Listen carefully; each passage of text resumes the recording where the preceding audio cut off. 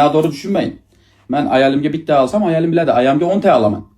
Mana erim turk va men turk erimga o'zbeklarga xos bo'lgan odatlar haqida so'rayman. Ko'ramiz, turklar uchun bu normalmi yoki yo'q. Birinchi savol. Yangi oila ota-onasi bilan turish kerakmi, yo'qmi? Iloji bo'lmasa turish kerak. Iloji bo'lgancha turmash kerak. Nimaga? Sababini ham ayting. Birga turganda urush jangar bo'ladi. Ayolingiz bilan ayolingizning o'rtasida varib qolasiz, kerak emas. Keyingi savol. Xo'p, kelin ertalab 6 da turib ko'chani shipirish kerakmi? Yo'q. Bu normalmi yani? Yo'q. Nimaga ertalab 6? Uyqudan turganda 8 da 9 da tursa, ishi bo'lsa qilsa bo'lmaydimi? 10 da 11 da. Kelin ishlayapti. Topgan pulini qaynonasiga hammasiga. Sabab? Qaynonasi o'g'lini katta qilib qo'yibdi. Xo'p, kelinini ayasi katta qilib qo'ydi, ayasinga bersin.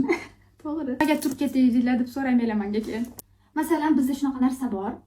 Ko'p endi oilalarda bor deb eshitganman, chunki menga direktda ko'p yozishadi.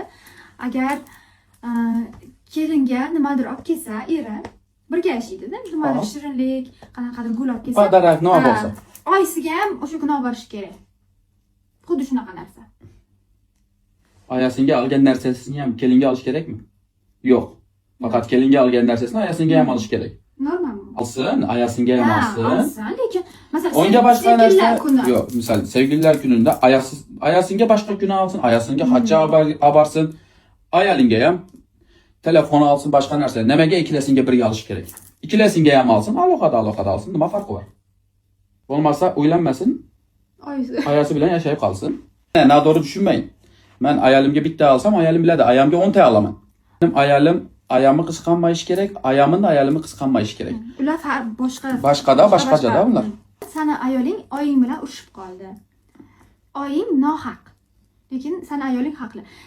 Sen kimni tomonga olasan? Tomonga emas, ayam bilan ayam nohaq bo'lsa, unga ham kerak ekan javob aytib qo'yaman. Bilasiz-ku. Ayam bo'lsa ham to'g'risini qilish kerak-ku. To'g'ri. Nimaga ayolim emas, tashqaridagi ko'chadagi bitta boshqa odam ham bo'lsa, adolat bo'lish kerak-da. Yana sizga qiziq bo'lgan savollar bo'lsa, kommentariyga yozinglar. Keyingi videoda men shu savollarni beraman. Hozir men bittaga gap aytaman.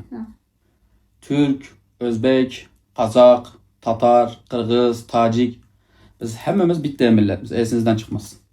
Men sizni boshqa ko'rmayman, siz ham bizlarni boshqa ko'rmaysiz, biz bittamiz.